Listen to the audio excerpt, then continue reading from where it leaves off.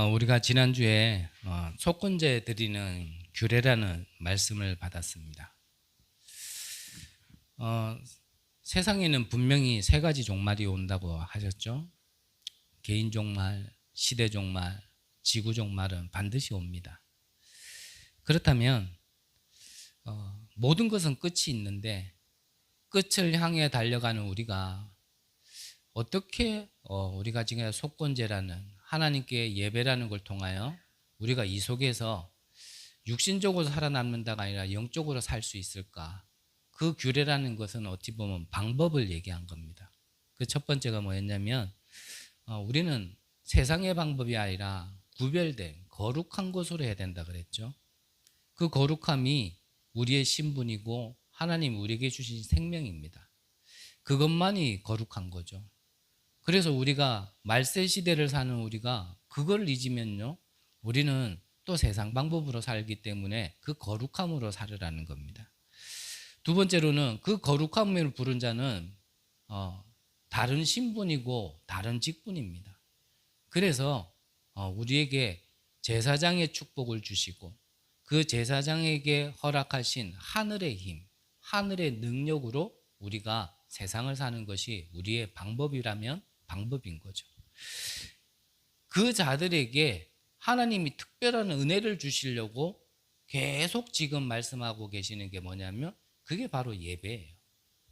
구약시대로 얘기하면 그게 제사죠. 그래서 번제, 속건제, 속죄제. 왜 하나님께서 계속 짐승의 피를 흘리게 만들며 모이라고 말씀을 하시고 왜 그 모이라는 의미가 무엇을 하려고 하시냐면 우리가요 다른 걸로는 안 되기 때문에 하나님이 주시는 은혜를 받고 하나님이 주시는 힘을 받고 하나님의 계획 속에 있음을 발견하고 우리가 예배를 통하여 우리가 가야 될 그 끝이 그 길이 어딘지를 알게 하시기 위함인 것이 지난주에 우리가 받은 말씀이고 우리가 사는 방법이라는 걸 좀 나눴습니다. 자, 레위기는 한마디로 뭐냐? 이 예배의 비밀을 계속 얘기하는 겁니다. 예배의 비밀. 꼭 교회당에 와서 드리는 것만이 예배라고는 저는 말씀드리지 않았습니다. 꼭 예배가 뭐 예배당에 모여야만 예배냐? 그건 아닙니다. 하지만 사정이 있어서 상황 따라 못 와서 개인이 되들 수 있는 것도 예배지만 또 올 수 있는데 또 못 오는 거는 또 그것도 예배라고 할 수는 없겠죠. 네. 레위기를 통하여서 하나님은 이 예배의 축복, 이 예배를 통하여서 앞서 말씀드렸던 이 귀한 비밀들이 선포되어지고 우리가 받는 그런 시간이 바로 예배인 거죠.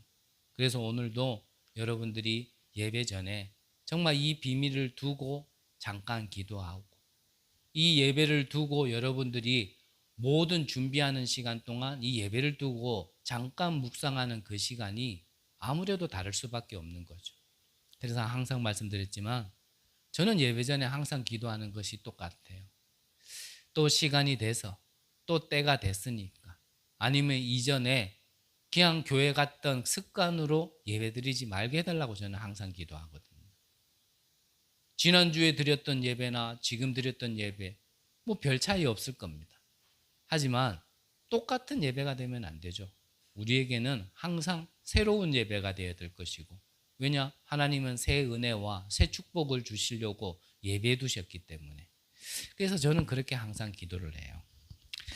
자,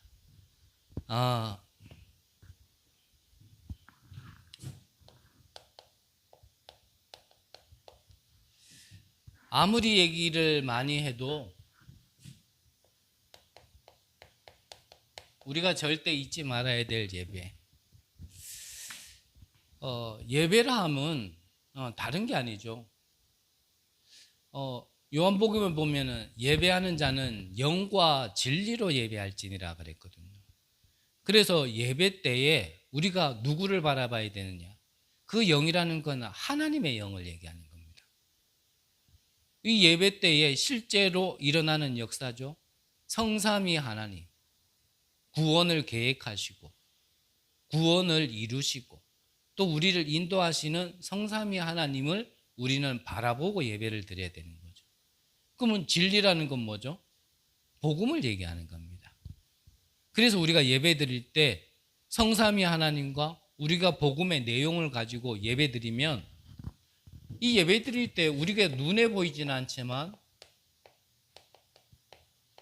눈에 보이는 것보다 더 중요한 영적 사실, 이 역사가 일어난다라는 것을 우리는 항상 볼 수 있어야 됩니다. 이거를 보지 못하면 예배가요 그냥 종교가 되는 거예요. 저 불교회가 무슨 시간을 정해서 모이는 것이나 저 천주교에서 시간을 정해서 모이는 거나 우리 교회가 시간이 돼서 모이는 거나 똑같단 말이에요. 그들도 뭐예요? 심지어는 뭐 이단 사이비도 모이고 말도 안 되는 그런 거를 갖다가 진리라고 외치는 그런 데서도 모인단 말이죠. 하지만 모임의 형태가 중요한 게 아니라 내용이 중요한 거잖아요. 그래서요 지금도 여러분들이 마음으로는 계속 기도하시면서 이거를 볼 수 있어야 돼요. 내가 예배 드릴 때 진짜 성삼위 하나님이 실제로 역사하고 계시고 우리와 함께 하시며 우리에게 능력을 주시고 우리의 나약함과 우리의 부족함과 우리의 지금 상황을 정확하게 아시는 하나님이 사실적으로 역사하고 계신다는 걸 우리는 볼 수 있어야 되는 거거든요. 자, 지금 이 성삼위 하나님은 지금도요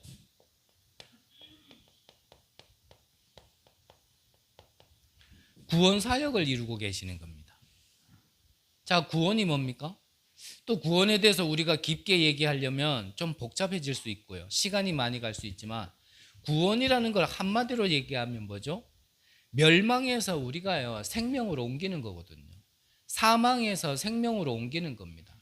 저주 가운데 있는 것이 아니라 지옥병 속에 있는 게 아니라 하나님 나라로 옮겨지는 게 바로 구원이죠. 그게 구원입니다. 한마디로 얘기하면. 지금 하나님은 우리가 예배 드릴 때에 우리 안에 아직도 생명은 얻었지만 구원은 얻었지만 우리 안에 바뀌어지지 않은 상태를 하나님께서는요 지금도 바꾸고자 하는 그 시간이 바로 예배라는 거죠. 그걸 지금 이루고 있다는 사실을 우리는 믿어야 돼요. 그거를.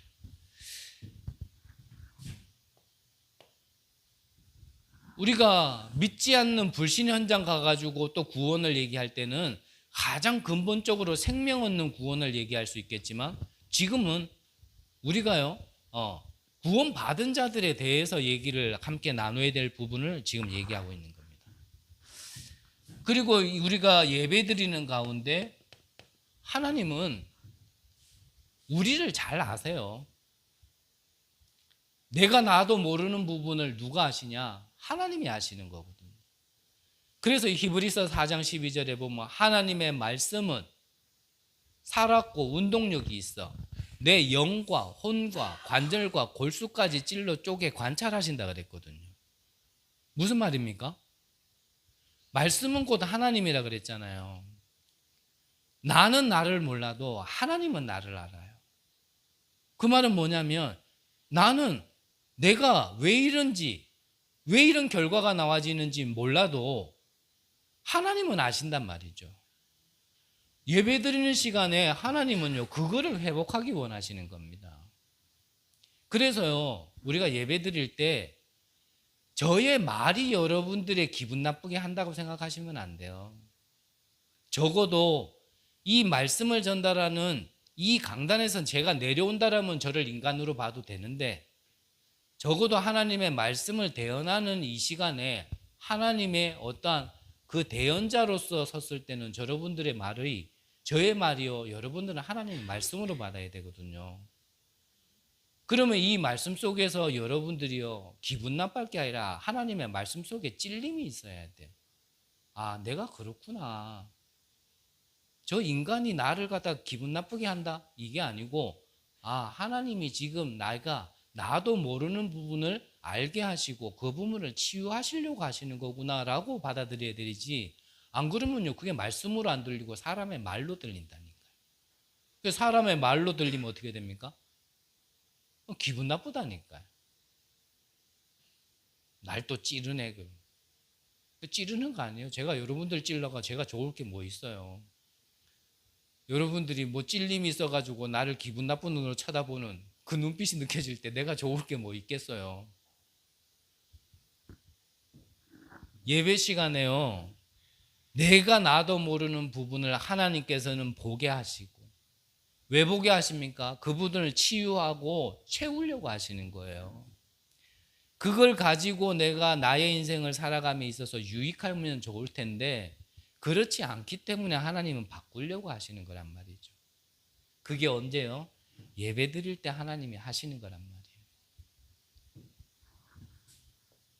이 모든 것을 성부 하나님은 구원을 계획하셨고, 성자 하나님은 구원을 완성시키셨고, 성령 하나님은 구원받은 자를 인도하시는 그 영적 실제 사실이 언제요? 예배 시간에 임한단 말이죠. 예전에 유 목사님께 어떤 목사님이 와가지고 좀 상담을 했답니다. 그래서 뭐 심각하게 상담한 건 아니겠죠. 이 목사님의 사모님이 이제 불신자로 계시다가 이 목사님을 만나서 이제 신앙생활을 하게 되신 분이 계시는가 봐요. 그러면서 유 목사님한테 뭐라고 얘기하냐면, 진짜 이 사모 때문에 내가 좀 골치가 아프다 그러면서 얘기를 하는데 뭐라고 했냐면, 이 사모님이 한두 번도 아니라 늘 얘기하는 게 뭐냐면, 내가 당신을 만나가지고, 목사인 당신을 만나가지고 여행도 못 가고 어디 바람 쐬러도 못 가고 꽃구경도 못 가고 아무것도 못 한다라는 거예요. 이걸 한두 번 얘기하는 게 아니라 자주 얘기한다라는 걸 유 목사님께 상담을 했나 봐요. 유 목사님도 뭐 그걸 가지고 하실 말씀은 있겠죠, 분명히. 그런데 그 목사님과 목사 사모님한테 뭐라고 딱히 얘기하겠어요. 그래가지고 그냥 다른 얘기는 안 하고, 당신 참 큰 목사 될 사람인가 보다. 역사에 좀 큰 인물들을 보면 마누라가 이상했다. 당신도 큰 목사가 되려는가 보다 하고 넘기셨다 하는데, 무슨 말입니까?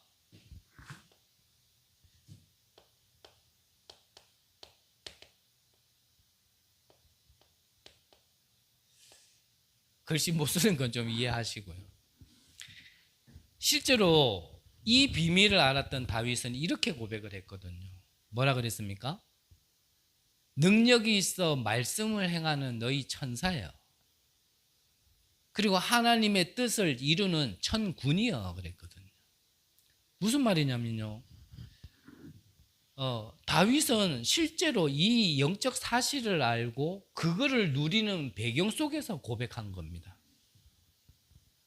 그러니까 다윗 더 설명할 안 해도 잘 아는 인물 아닙니까? 어렸을 때부터 곰과 사자와 싸워 이기고, 어렸을 때 골리앗을 이기고, 정말 이스라엘 나라가 항상 정쟁 가운데 포로 노예되었던 시대에 그 나라의 그 작은 나라를 그 주변 강대국도 건들 수 없는 부강한 힘 있는 나라로 만든 그 인물, 바로 다윗 아닙니까? 그가 수금을 탈 때는요, 귀신이 사실적으로 쫓겨나갔고, 상황적으로 보면 위기 속에 죽음의 상황 속에 있었지만, 그때 정말 하나님을 바라보며 여호와는 나의 목자시니 내게 부족함이 없으리라고 고백했던 인물, 그가 누렸던 게 바로 이걸 누린 겁니다. 이 사실을.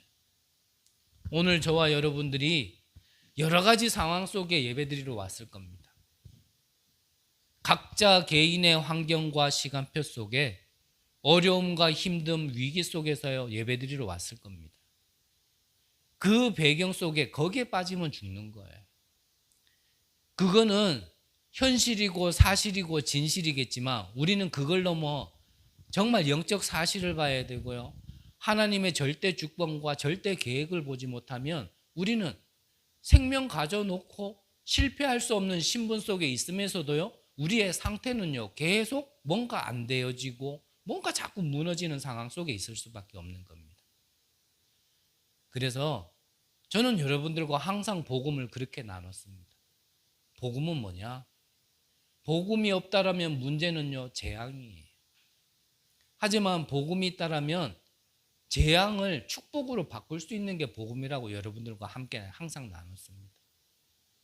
그래서 문제를 문제로 보지 말고 그 속에서 하나님이 주시고자 하는 답을 찾아야 되고, 어떠한 갈등이 있다라면 그거는 상대방도 상대방의 시간표 속에 하나님이 인도하시지만 나를 갱신하라는 하나님의 시간표고, 위기를 만난 것 같지만 하나님은 그거를 진짜 기회로 삼고자, 기회로 주시고자 하는 것으로 저와 여러분들은요 항상 이 복음을 함께 나눴습니다. 2부 때 잠깐 얘기하겠지만요, 이제는 지금까지 들었는 복음을 이제는 실제로요 나의 복음으로 나에게 적용할 수 있는 시간표예요. 하나님은요 그걸 주시고자 하는 거지, 우리에게 아픔을 주고 어려움을 주고 우리를 힘들게 해서 그것 때문에 하나님이 즐거워하실 하나님 아니란 말입니다. 우리가 적어도 하나님을 믿는다면 멸망받게 하려고 부르시는 하나님이 아니라는 걸 그 정도는 믿어야 될 거 아닙니까? 실제로 내게 손에 지켜지는 응답이 없다 하더라도, 어떠한 그 결과물이 없다 하더라도 우리가 하나님은 나를 저버리지 않고 하나님은 나를 축복으로 인도하시려고 하신다, 그 정도의 적은 믿음은 있어야 될 거 아닙니까? 이 믿음 없이 우리가 어떻게 하나님의 응답을 받겠냔 말이죠.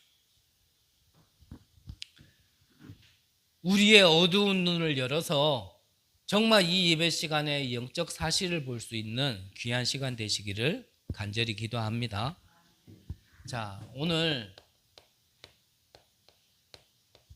하나님의 말씀 속에, 자, 이제 출애굽을 해서 하나님께서요 광야에서 이제는 성막을 짓고, 쉽게 말하면 뭡니까? 교회를 세우시고 이제 아론을 세우셔가지고 예배를 드리게 하시는 그 장면의 첫 장면입니다. 자, 그렇다면 자, 우리는 이 예배를 통하여서 하나님께서 출애굽시키신, 구원시키신 이스라엘 백성들에게, 광야라는 건 아무것도 없는 배경이죠. 말 그대로 노바디입니다. 노예로 400년을 살았던 이스라엘 사람들이 이제 애굽에서 나왔는데 사실 뭘 가진 게 있겠어요? 애굽의 주인으로 살았던 자들이 아니라 노예로 살았던 자들이에요. 그들이 하나님의 절대 주권 속에 이제 출애굽했는데 사실 아무것도 가진 게 없어요. 근데 광야라는 배경이 뭐 땅이 비옥해서 뭐 씨앗을 심으면 뭐 곡식이 잘 자라기를 합니까? 아니면 날씨가 좋습니까? 환경이 좋습니까? 아무것도 가진 게 없는 거예요. 그들에게 가장 먼저 뭐를 세우라고 했냐면 성막을 세우라고 그랬어요. 교회를 세우라고 그랬어요. 그건 지금까지 우리가 계속 봤던 얘기고요. 그러면 그 성막을 세워서 이제는 아론을 제사장으로 세움으로써 첫 예배를 드리는 겁니다. 그러면 이 예배를 통하여서요 하나님 지금 우리에게 말씀하고 하시는 게 뭐냐면, 생명을 걸어도 될 만한 가치를 깨달으라는 겁니다. 가치를. 자, 왜 생명을 걸을 만한 가치를 깨달아야 되냐? 분명히 고린도후서 4장 4절에는요 세상 신 그랬습니다.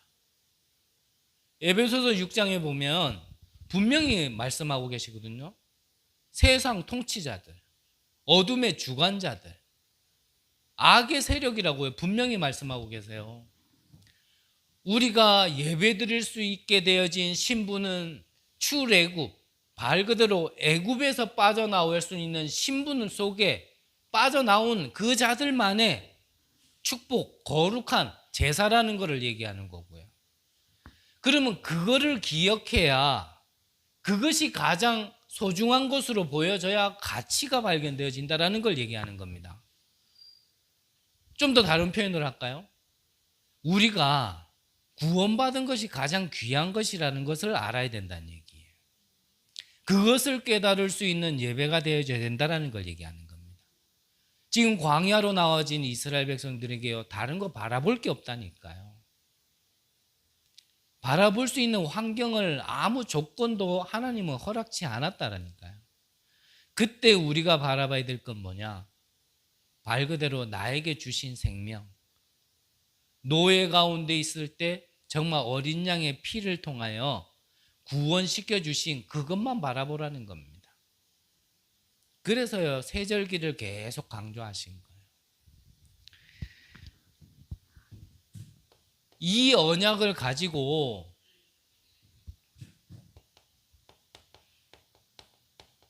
그 피제사라는 언약을 가지고 해방받은 그때만의 은혜가 아니라 그걸 계속 가지고 가라는 거예요. 여정이라는 거는.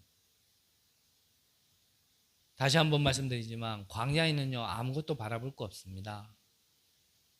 의지할 것도 없어요. 바라보고 우리가 의지해야 될 거는 하나님밖에 없어요. 그거 가르치시려고 홍해 앞에도 세우셨고, 불기둥, 구름기둥도 허락하셨고, 만나와 메추라기, 반석에서 생수. 그거는 배경이 없지만, 조건이 안 되지만 하나님이 주신 절대응답이라는 걸 하나님은 보게 하시려고 자꾸 허락하신 거거든요. 근데 그걸 보고도 우리 안에 있는 하나님을 믿지 않는 근본 불신앙이 꺾여지지 않으니까, 이게 바뀌지 않으니까요, 그거 바뀌게 하시려고 40년을 갖다 광야에서 돌리시는 거거든요. 그 믿음만 우리가 회복한다라면 애굽에서요, 가나안 땅까지 가는 데는 일주일이면 돼요. 근데 하나님을 믿지 않고 가나안 땅 가면 어떡합니까? 가나안 땅 들어가면 7족속 31왕이 기다리고 있는데, 하나님을 믿지 않고 그 안에 가면 거기 가서 또 똑같을 거 아니에요. 거기 가서도 또 뭔가 문이 막히면은 하나님 원망할 거고, 뭔가 자기들이 바라는 대로 되지 않으면은 또 불신앙할 거고, 그래가지고 어떻게 가나안 땅을 갖다가 정복하겠냔 말이에요.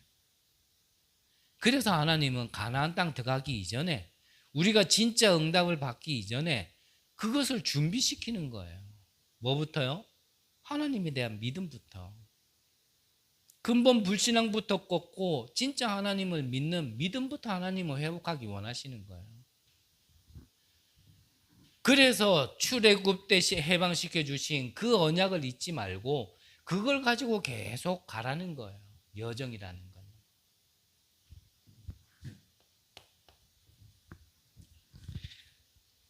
이걸 놓치고 사니까 우리는 지금까지 살았지만 가짜 인생을 살았는 겁니다. 쉽게 말하면 속고 살았는 거예요. 내 창조주가 누구인지도 모르고, 주인이 누군지도 모르고, 진짜 생명의 주가 누군지도 모르고, 진짜 축복이 뭔지도 모르고, 우리는요, 인생을 가짜로 살았어요. 가짜로 살다 보니까 열심히 하고 노력하고 하면 된다, 이래가지고 우리는 살았다니까. 하나님을 믿는다 하면서도.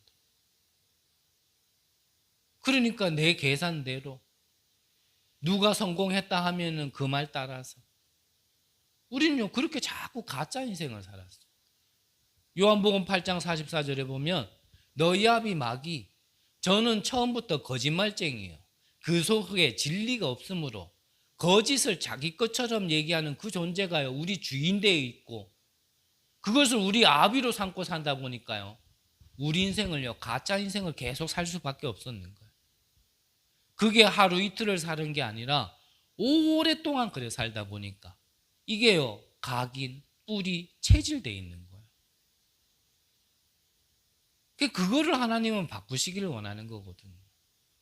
그거 안 바꾸고 예배 드리고, 그거 안 바꾸고 우리가 뭐 예배, 뭐 하나님을 믿는다 하고, 그 믿는다 하지만 안 맡기고 의지하지 않는 거예요.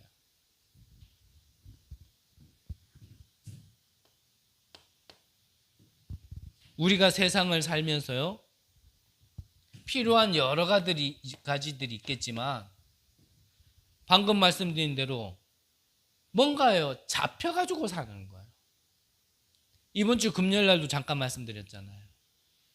아예 거의 태어날 무렵부터 이 북한에 갇혀져 있는 철조망 안에서 사는 이 수용소 안에서 태어난 사람이 성인 될 때까지 살았는 거예요. 이 사람은 그거 외에는요 다른 세상이 있는 줄도 몰랐대요. 자, 그러니까 이 철조망 안에 늘 갇혀서 살다 보니까 다른 세상이 있는 것도 몰랐고, 자기는 그 간부들이 욕하고 뭐 구타를 해도 그 간부들의 자식이 자기들을 업신 여겨도 그게 당연한 거라고 생각하고 그냥 살았다라는 거예요. 노예가 뭡니까? 우리가 영적으로 해석하면 그 상태라니까요. 분명히 우리는 사단 나라, 세상 나라 안에 갇혀서 사는데 우리는요 그걸 인지하지도 못하고 살았어요. 하나님 나라가 있다라는 걸 알지도 못하고 살아온 거예요, 지금까지. 그 안에서 보고 듣고 체험한 게 전부인 줄 알고, 그게 노예 상태인데 그게 노예인 줄도 모르고 살아온 상태가 우리의 영적 상태였다라니까요. 그러니까 그 가운데서 살았던 것들, 거기에서 이것 있어야 되고 저것 있어야 된다라는 게 진짜 가치인 줄 알고요, 우리는 가짜 인생을 살아온 거예요. 그걸 보고 뭐라 얘기합니까? 그걸 보고 운명이라 얘기하는 거예요. 말 그대로요, 어둠에게 잡힌 거예요. 사단에게 잡힌 거예요.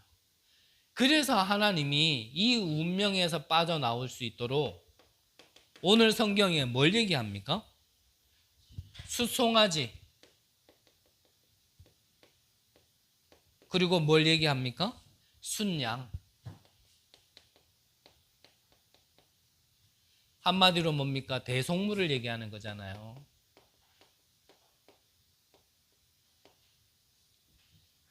우리는 여기서 빠져나올 수 없지만 6월절의 어린 양의 피, 그걸 다시 한번 지금요 하나님은 말씀하시는 거고, 그걸 가지고 예배를 드리라는 거예요.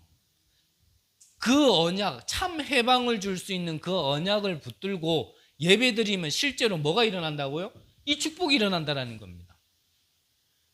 성삼위 하나님이 지금 우리와 함께 하시면서 나에게 역사하시는, 우리 현장에 역사하시는, 우리의 가정과 업과 지역과 전 세계에 역사하는 일이 실제로 일어난다는 거예요. 나를 여기에서 해방시켜 주신 그 언약이 지금도 어둠 가운데 가짜 인생을 살고 노예로 운명에 잡혀졌던 자들에게도 동일하게 일어난다는 겁니다. 그때 보좌의 축복도 일어나는 거예요.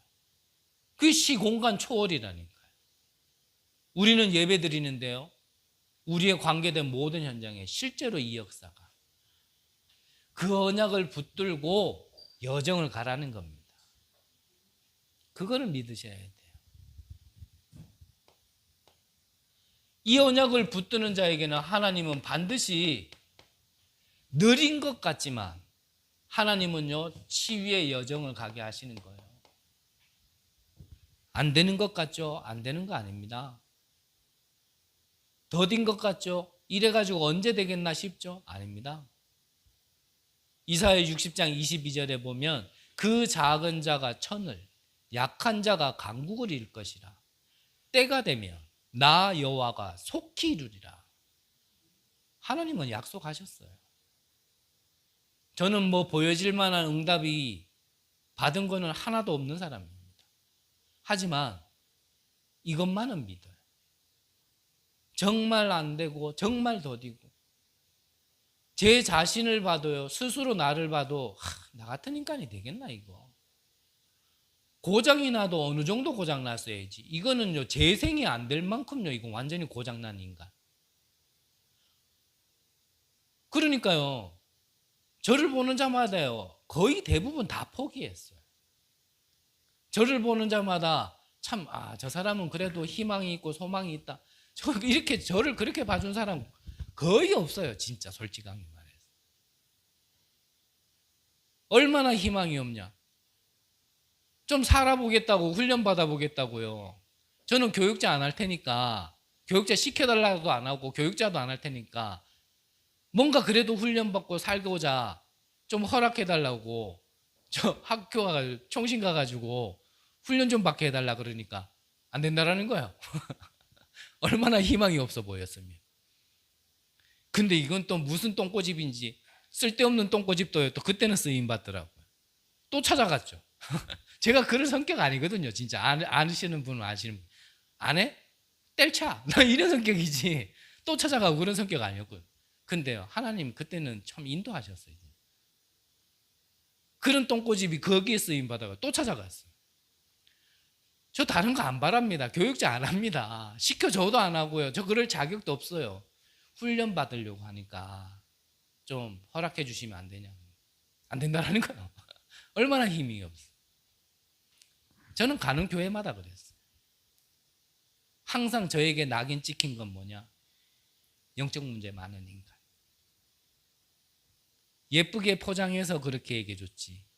좀 더 솔직하게 얘기하면 뭐죠? 희망 없는 인간. 소망 없는 인간. 저게 뭐가 되겠나? 아무리 예수가 그리스도지만 저 인간은 안 될 거다. 저는 그랬던 인간이었어요. 그랬던 인간한테 하나님이요, 지금 여러분들과 함께 이 말씀이라도 나눌 수 있는 사람으로요, 하나님이 때가 되니까요 한 번에 바꾸기 시작해요. 저에게요 한 번씩 묻는 사람들이 있어요. 어떻게 그렇게 됐냐? 나는 언제 그래 됐냐? 저는 솔직하게 얘기해요. 때가 되면 속히.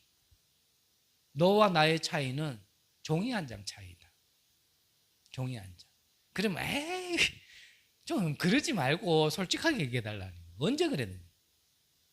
종이 한 장 차이. 왜입니까? 하나님께는 천년이 하루 같고 하루가 천년, 똑같은 하나님이에요. 안 된다라고 생각하는 건 내 생각이에요. 언제 되겠냐? 그건 내 생각입니다. 하나님은 때가 되면 나 여호와가 속히 이루리라. 하나님은요 우리를 지금도 치유하고 계십니다. 지금도 우리에게 역사하고 계십니다. 그래서 우리가 하나님 앞에 좀 솔직해져야 돼요. 치유하려면 내 자신을 하나님 앞에 솔직해져야 될 거 아닙니까? 나를 자꾸 포장하고 안 믿으면서 믿는다 얘기하고 언약 없으면서 언약 있다 얘기하고 복음도 잘 모르면서 아는 척, 그걸로는 안 돼요.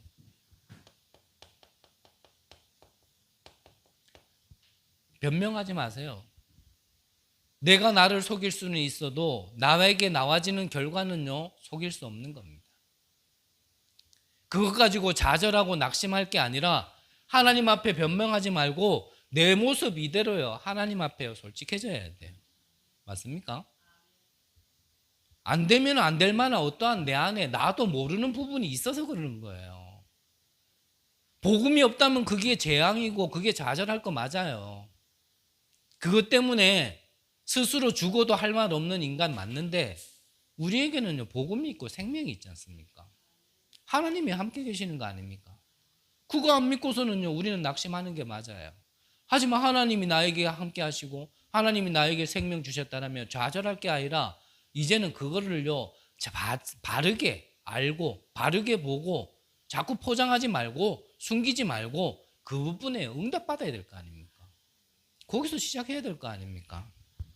그래서 변명할 필요 없어요. 자꾸 바라는 거 있죠. 이렇게 됐으면 좋겠다 하는 거 있죠. 솔직해집시다. 그거 다 상처예요. 저는요 지금도 그런 거 있습니다. 솔직히 너무 모르다 보니까 좀 알았으면 좋겠다. 그거요 알든 모르든 하나님은 나를 통해서 역사하시고자 하는 어떤 분량이 있고 부르심의 분량이 있는데 저는요 뭔가 좀 더 알면 저는요 진짜 솔직한 말로 돈도 가져본 적도 없어요. 뭐 돈이라도 가져봐 가지고 쓰는 맛이라도 알아야 되는데 뭐 가져본 적이 있어야 쓰는 맛이 있지. 거기에 대한요 돈 하는 거요 아니다 하지만 있어요. 그러니까 교회도 그랬으면 좋겠고 뭔가 세계복음화도 그것 가지고 될 것 같고 그거요 다 이 안에서 나와지는 거 솔직해야 돼요. 맞아요. 아니다 하지만 그거는요 내가 나를 속이는 겁니다. 내가 나를 자꾸 속이는데 솔직히 어떻게 치유합니까? 하나님은 끝까지 맞다라고 하는데 나는 끝까지 그거 아니다라고 외치는데 어떻게 역사가 됩니까? 오늘 성경에 보니까 또 물 나오죠. 그래서 진짜 우리 안의 것을요 뭐 같은 말이지만요 치유를 하되 무슨 치유요? 진짜 깨끗하게 근본 치유해야 돼요. 근본 치유. 우리가 지금 가는 길은 이 여정을 가는 거예요. 저는 뭐 영적으로 깊은 사람은 아니라서 시간이 더 지나면 분명히 아닐 수도 있는 말이지만 저는 지금은 그렇게 표현하고 싶어요. 여러분들이 잘못되어진 영적으로 병들어진 부분이 치유되어지는 만큼 하나님은요 거기에 응답으로 채우십니다. 내가 완전히 치유받아서 다 응답받는다 그거 아니에요. 내가 치유되어지고 사단의 손에서 빠져나오고 운명에게 잡혀있던 부분이 내가 회복되는 만큼요 하나님은 그 부분을요 축복으로 채우신다니까요. 그건 분명할 겁니다. 그래서 우리는요 언제까지? 죽을 때까지 훈련받아야 되고요 죽을 때까지요 사실 치유받아야 돼요. 하나님이 주시는 축복의 가치가 나에게 없다라면 치유 안 받아도 상관없다 나오겠죠. 나는 이 상태로도 괜찮다라고 자꾸 변명하고 거짓하고 자꾸 포장하면 굳이 그럴 필요 없겠죠. 근데 그러나 적어도 저는 회복해야 된다. 안 바뀌면 결국은 내 인생은 부끄러운 구원을 받게 되어진다.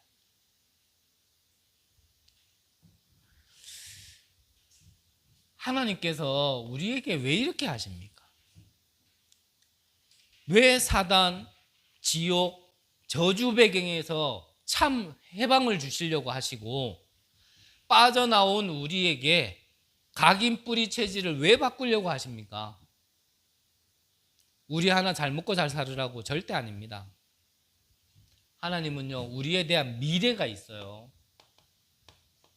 그게 증인의 자리에 서는 겁니다. 여러분들이 지금 어렵고 겪고 위기 속에 있다라고 얘기하는 거기에 여러분들을요 복음의 증인으로 그리스도의 증인으로요 세우려고 하시는 거예요. 이게 영적 사실이에요. 이거를 믿어야 돼요. 우리 미래에 대한 소망이 어디에 있습니까? 여기에 대해 있는 거예요. 오늘 여러분들에게 100억을 줬다. 잠시 기쁠 거는 하길 겁니다. 하지만 그 100억 때문에 하나님을 놓친다라면 그건 저주예요. 하나님은 우리의 수준을 알고 우리의 그릇을 안다니까요. 하나님은 주시지 못해가지고 안 달라신 분인 거 맞습니까? 이거 안 믿어질 것 같으면 여러분들 신앙생활 자체가 신앙생활이 아니에요. 항상 얘기해요. 신앙 뭡니까? 믿고 바라보는 건데 하나님이 나에게 축복 주시려고 안 달라는 하나님을요 믿고 바라봐야 되는데 그걸 안 바라보면 신앙생활이 아니지. 그거는 종교생활이라니까요. 저와 여러분들요 분명히 하나님은 증인으로 세우려고 하시는 거예요. 여러분들이 겪고 있는 그 문제를요 그래서 언약으로 붙들으라는 겁니다. 그거는 여러분들의 땅끝이고요 그거는 여러분들의 세계복음화예요. 정신적으로 시달립니까? 그거 여러분들의 땅끝이고요 그게 여러분들의 세계복음화라니까요. 그 일의 증인으로 세우려고. 가정에 문제 있습니까? 그게 여러분들의 땅끝이고요 그게 여러분들의 세계복음화라니까요. 그 일의 증인으로 세우려고. 여러분들이 경제 어렵습니까? 그게 여러분들의 땅끝이고요 그게 여러분들의 세계복음화라니까요.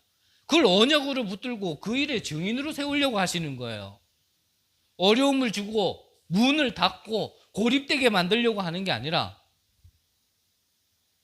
적어도 제가 아는 하나님은, 내가 믿는 하나님은 그런 하나님이에요. 물론 그 순간에는 힘듭니다. 말씀드렸잖아요. 이번 주에 한 분이 오셔가지고 잠깐 얘기를 하는데 그분의 표현이 그래. 지금 우리 교회의 시간표가 그렇다라고 얘기하니까, 정말 이 근본이 한 번은 바뀌어야 되는 시간표가 와야 된다라고 얘기하니까 그분이 하는 표현이 딱 이렇게 표현했어요. 이 안에 있는 게 한 번 바뀌려면 진짜 아플 텐데 그러더라고요. 무슨 말인지 그래도 그분은 아시는 거죠. 그래서 그랬어요. 맞아요. 그게 빠져나올 때는 아픈 정도가 아니라 죽을 것 같을 거다. 더 이상 길도 없고 정말 영적으로 완전 절망되는 상황일 거다. 하지만 그게 빠져나오는 게, 그거 한번 뒤집어지는 게 어떤 축복인 줄을 안다라면 아프더라도 그거는 겪어야 된다. 제가 그랬거든요. 저와 여러분들에게 이거 있어야 됩니다. 엘리야에게 호렙산 있어야 돼요. 바울에게 다메섹 있어야 돼요. 그거 없이 어떻게 우리가 하나님 앞에 진짜 축복을 받겠냔 말이에요. 그거 안 바뀌고 나서 우리가 어떻게 다른 사람을 살리고 세상을 살리는 응답이 와지겠냔 말이에요. 완전 틀린 걸로 각인 뿌리 체질로 완전히 쪄들어져 있는 우리에게 그거 안 바뀌고 어떻게 세계복음화 하겠냔 말이에요. 또 말씀드립니다. 세계복음화 해도 되고 안 돼도 되고 그 정도 가치로 붙들려 있는 데는 이 말도 안 들릴 겁니다.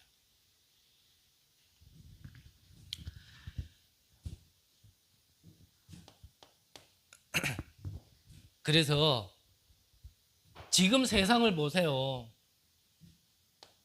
맞는 게 없어요. 전부 다 틀린 것만 있어요. 그래서 저와 여러분들이 가는 길에는 맞는 거 없습니다. 다 틀린 것만 있어요. 왜냐? 이 틀린 곳에 가서 진짜가 뭔지를, 참이 뭔지를 선포할 수 있는 증인으로 우리를 부르셨기 때문에 우리가 가는 길에는 다 틀린 것만 있어요. 다 나의 것, 우리의 것, 그것 때문에 속이고 싸우고 분쟁하고 경쟁하고, 돈이라 하면 눈이 돌아가가지고 형제도 주변도 없는, 다 그런 것만 있어요.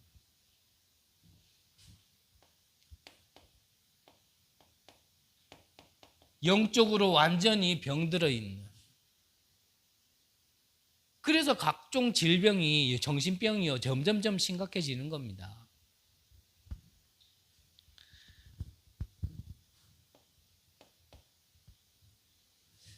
이때에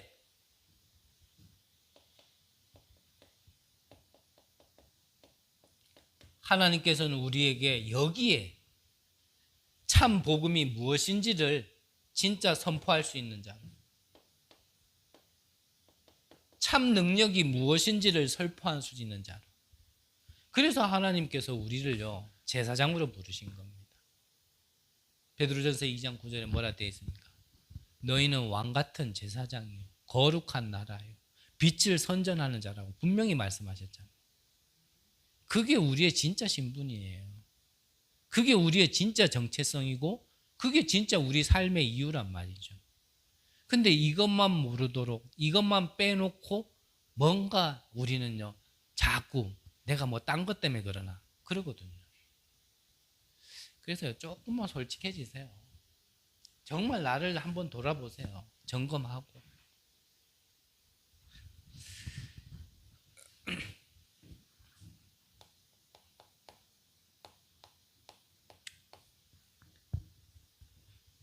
결론적으로 정말 우리가 시대 흐름을 잘 보셔야 돼요. 시대 흐름을. 분명히 말세가 되면 모이기를 회피한다 그랬습니다. 여러분들이 기도하시면서 여러분들의 뭐 스케줄, 생업 이런 걸 포기하란 말이 아니에요. 시간이 지나면 지날수록요 점점 훈련 안 받게 됩니다. 점점 안 받게 돼요. 모이는 걸 회피하게 된다니까요. 뭐 때문에요? 나, 내 것, 우리의 것 때문에. 뭐 그렇게 긴 시간이 아닐 거라고 저는 생각이 들어요. 뭐 우리가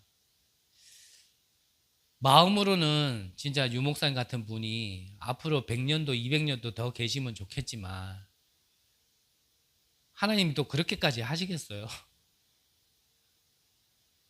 뭐 유 목사님 외에도 뭐 또 하나님은 또 전도자를 세워서도 분명히 하시겠지만, 하지만 또 우리가 조금 미리 생각해 봐야 될 부분은, 또 유 목사님이 지금 이렇게 우리 전체를 이끌어가는 시간표가 마무리될 때는 또 굉장히 혼탁해지고 혼란스러운 시대는 분명히 올 거거든요.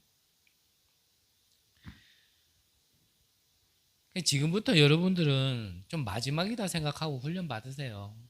마지막이다 생각하고 진짜 좀 이렇게 시간 조율이 된다라면 좀 훈련에, 우리가 지금 시간표가 그래서 말씀드리는 거예요. 우리는 내 자신을 진짜 안다라면 진짜 훈련 받아야 돼요. 그 한 번, 그 뭐 그렇게 중요하게 아닐 겁니다. 그 한 번이요 쌓이고 쌓여서 어느 날요 터진다니까요. 충만이잖아요. 충만이라는 거는 안 보이지만 자꾸 쌓이게 돼 있어요. 내 안에 자꾸 쌓인 게 어느 날 때가 되면요 터지는 거거든요. 근데 이거 한 번 했다고 아예 표도 안 나는, 바뀌지도 않는 것 같고, 안 그래요. 지금 점점점 그래 갑니다. 훈련의 의미가 없어져요. 어제도 참 그냥 제 개인적으로는 그래요. 이 본부 메시지를 쭉 듣는데요, 요즘에는 점점점 더 그렇게 느껴져요. 참 이 중에 하나라도 내가 붙든다면 평생 응답받을 수 있는 메시지가 선포된다고 저는 생각 들거든요. 앞전에도 한번 말씀드렸지만 진짜 여러분들이 시간이 되어진다면 정말 하나하나 여러분들과 함께 나누고 함께 포럼하고 그러고 싶은데 지금 우리 그런 상황이 안 되니까 못해서 그렇지, 하나하나 그냥 흘릴 수 있는 메시지가 아니거든요. 근데 분명합니다. 어디선가는 그 시간에요 내 것, 우리 것 한다고요? 그거 안 해요. 지금 시대가 그런 시대예요.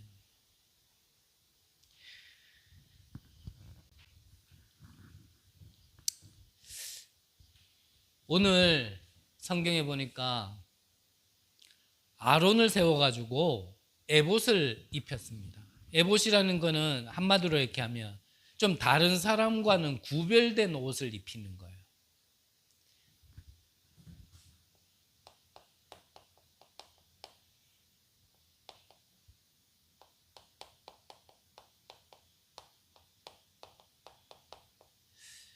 저와 여러분들을 하나님께서요 에봇을 입은 인생으로 부르셨습니다. 우리는 삶의 내용을, 방향을 좀 다른 걸로 가져야 돼요. 다른 걸로. 그래서 우리 인생을요 좀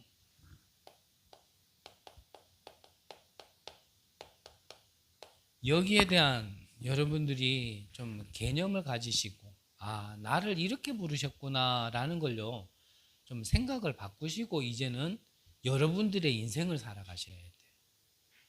그냥 내가 이 일 해가지고 그 경제 가지고 내가 먹고 우리 가정이 먹고 또 나의 인생을 살고, 그게 아니고 여러분들을 제사장으로 세우셔서 정말 구별된 에봇을 입은 인생으로 부르셨다라면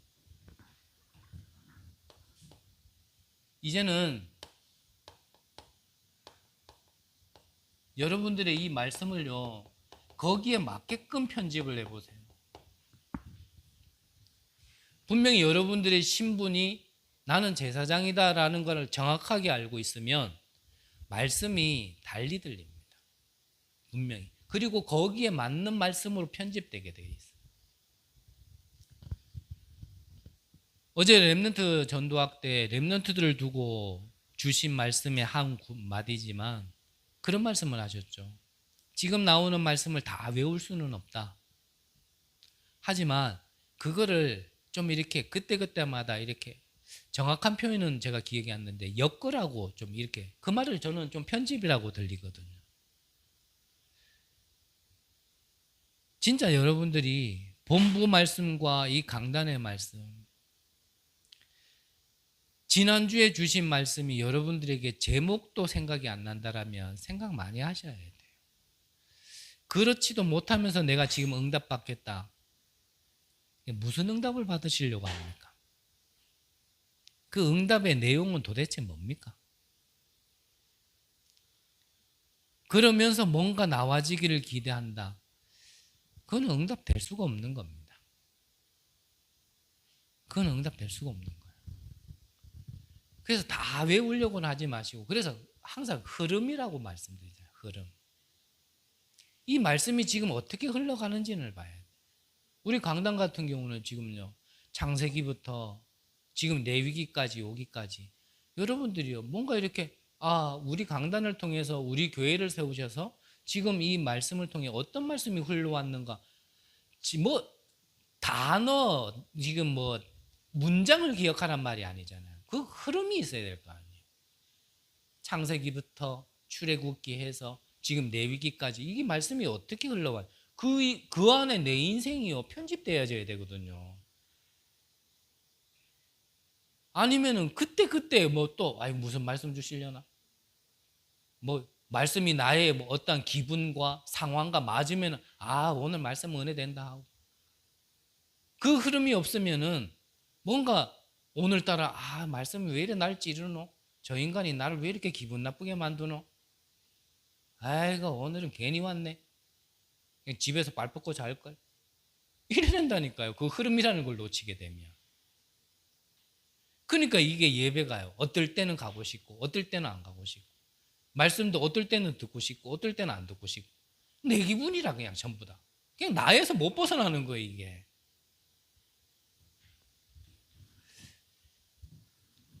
여러분들의 인생은 제사장의 인생으로 하나님께서 부르셨습니다. 빛을 비춰야 될 인생으로 부르셨습니다.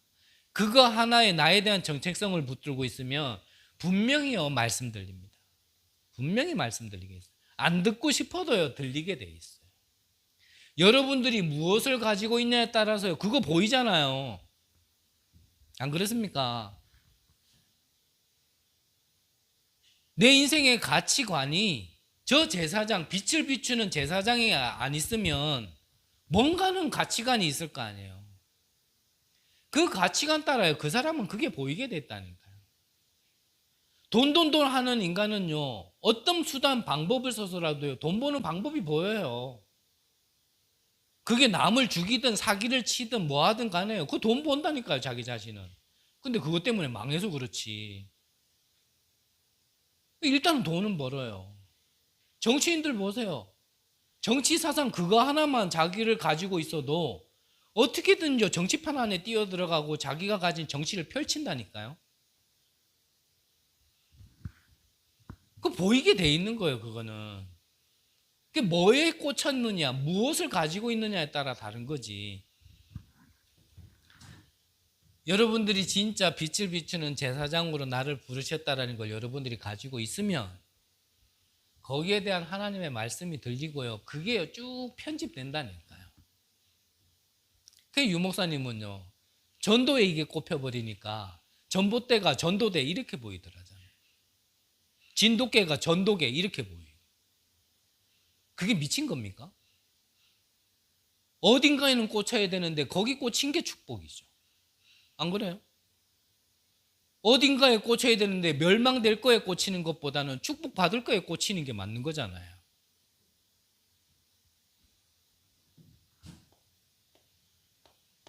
분명히 말씀이 편집이 되어지면요 말씀이 성취되어질 응답될 기도가 쭉 나와지게 돼 있어요.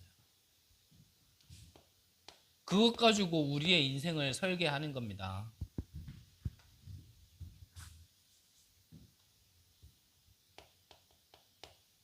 그것 가지고 설계하는 거예요. 내 인생의 설계가 이 안에서 나와줘야 돼.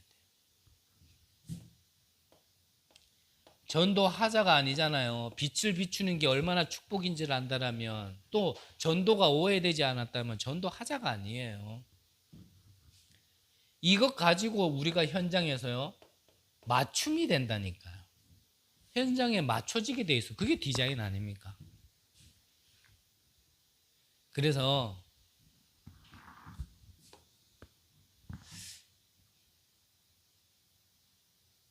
한번 기도해 보시기 바랍니다. 우리가 70 제자, 70 지역이라는 이런 큰 방향 속에서 우리 교회가 지금 경주에 있으니까요. 경주에는 적어도 한 25만에게 영향을 주려면 정말 복음이 바르게 이해된 2,500 정도의 성도는 일어나야 되지 않을까. 그냥 교회 다니는 성도 말고요. 진짜 복음이 뭔지를 바르게 거기에 결론 난 성도 한 2,500 정도는 있어야 되지 않을까. 그러면 이 사람들을 움직이고 영향 줄 수 있는 한 25명의 진짜 이 중직자는 일어나야 된다고 저는 생각합니다. 그래서 여러분들 한번 기도하시길 바랍니다. 이거 두고요, 여러분들이 하루에 5분씩이라도 정말 성삼위 하나님이 나에게 보호자의 축복과 시대를 살릴 수 있는 비밀이 내게 있을 수 있도록 하루에 5분만이라도 한번 기도해 보시라니까요. 아무것도 가지지 못한 광야에서 성막을 세우신 하나님께서 이제 모이라고 하시는 겁니다. 그래서 이제 하나님께 참된 제사, 참된 예배를 드리라는 겁니다. 그걸 통해서 그 안에 있는 회중들이, 성도들이 받아야 될 응답이 바로 이거라는 겁니다. 여러분들이 한 주간 참 응답 받으시기를 바라고요. 그러면 이 응답을 받기 위해서 우리가 근본적으로 진짜 가장 먼저 말씀이 나에게 어떤 것이 편집이 되어져 있나라는 것은 2부 때 우리가 함께 좀 나누도록 하겠습니다. 기도하겠습니다. 하나님, 감사함을 드립니다. 광야가 영적인 눈을 뜨지 못하면 고난의 길이지만 영적인 눈을 뜨고 보면 가나안을 정복할 수 있는 최고의 축복을 준비하는 시간인 줄 믿습니다. 오늘 우리에게 그 여정을 가는 길임을 알게 하시고 정말 하나님께서 우리에게 가장 필요한 것을 채우시는 시간임을 감사할 수 있는 우리 귀한 성도님들 될 수 있도록 역사하여 주옵소서. 감사를 드립니다. 살아계신 예수 그리스도 이름으로 기도드립니다. 아멘.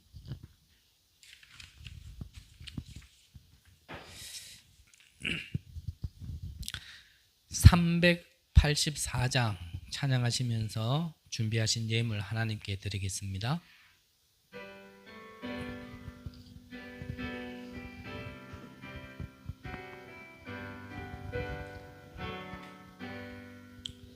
나의 갈 길 나가도록 예수 인도하시니 내 주 안에 있는 긍휼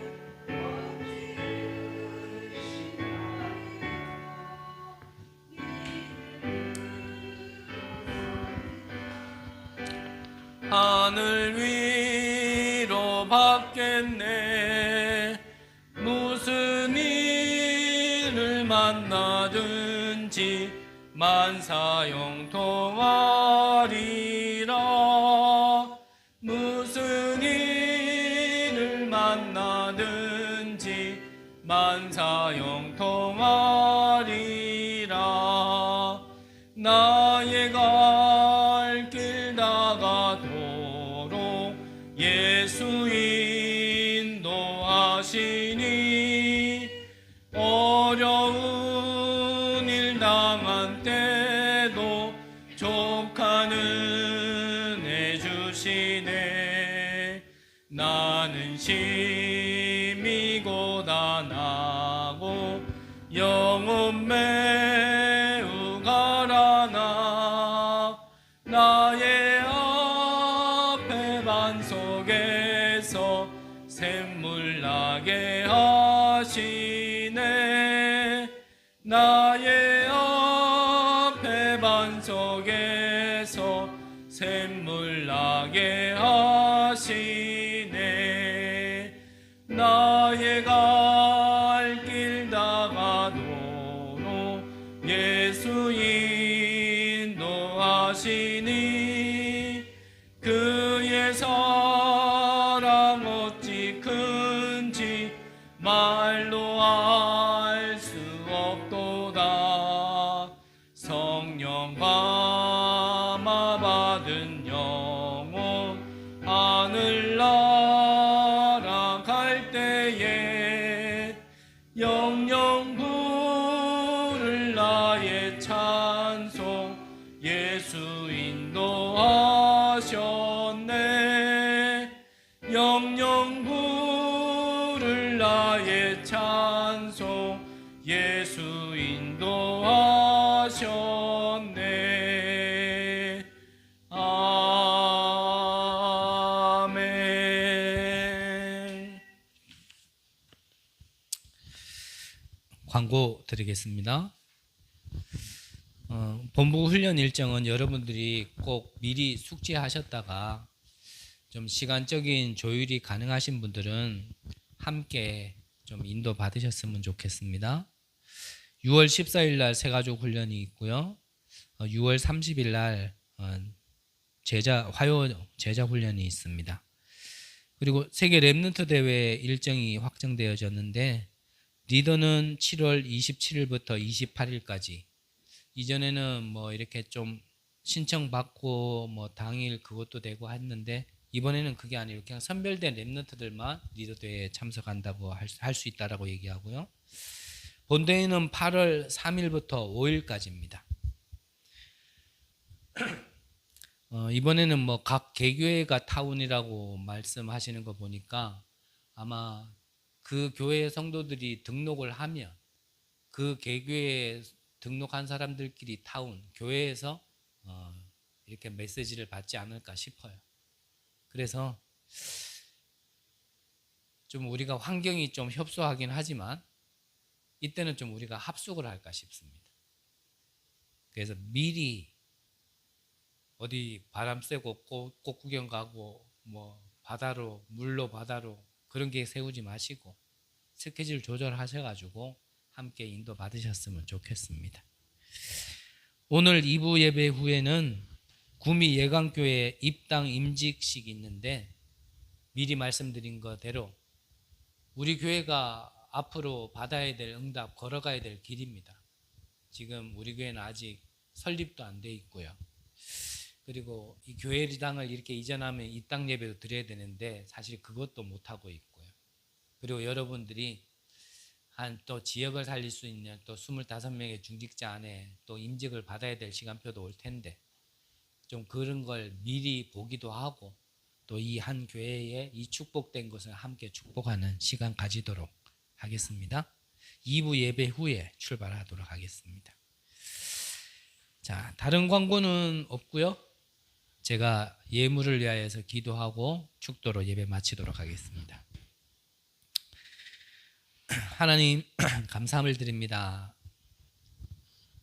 광야길에 있는 이스라엘 백성들에게 만나와 메추라기로 반석에서 생물로 먹이시고 인도하셨던 하나님이 지금 우리에게 동일하게 역사하신 줄 믿습니다. 하나님, 앞으로도 인도하실 하나님을 믿으며 믿음으로 드린 이 예물이 시대재앙을 막으며 참된 복음운동, 교회운동할 수 있는 곳에 쓰임받는 예물 될 수 있도록 축복하여 주옵소서.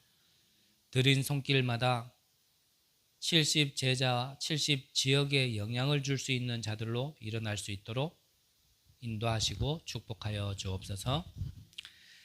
지금은 우리 주 예수 그리스도의 은혜와 하나님의 무한하신 사랑하심과 성령 하나님의 교통 역사 축복하심이 광야교에 있는 성도가 받을 응답의 언약을 붙들고 가는 모든 귀한 성도님들 머리 위에, 그의 가정과 업과 그 지역 속에 지금으로부터 영원토록 함께 있을지어다. 아멘.